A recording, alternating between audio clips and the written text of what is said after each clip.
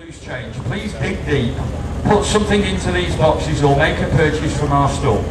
If you've no loose change, don't worry, because we'll take 5s, 10s, 20s, Thai baht, yen, euros. Entry machine gun had 320 rounds of ammunition, which it could dispense at 20 rounds a second.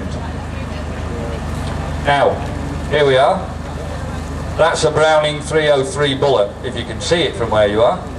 That's it, that's all it is. These are the Hispano 20mm cannon. Now I think you'll agree, and it doesn't matter where you're standing actually, you should be able to see it. I think you'll agree that a 20mm cannon shell is somewhat bigger than a Browning bullet. And that's the 20mm cannon shell. And I call it a shell, not a bullet, because you'll see that it has a brass tip at the top. That brass tip is a percussion cap for an explosive that resides inside the shell. So not only is it bigger and made a bigger thump, when it got there, it went bang. And that's crucial. And now the tide began to turn. Now we were down in their aircraft more efficiently and in bigger numbers. Now one of the other problems with the early Mark Spitfires, believe it or not, was actually the propeller. In the Battle of Britain, intelligent people, I've given you the numbers, you do the maths. There's 320 rounds of ammunition. It fires 20 rounds a second. Believe it or not, ladies and gentlemen, these young men went into battle with between 14 and 16 seconds of ammunition, and that was it. If you hold that button for 14 continuous seconds, you're out of ammo, you're a flying brick, you might as well go home. So they never went dagger, dagger, dagger, dagger, dagger for 5 or 10 minutes at a time.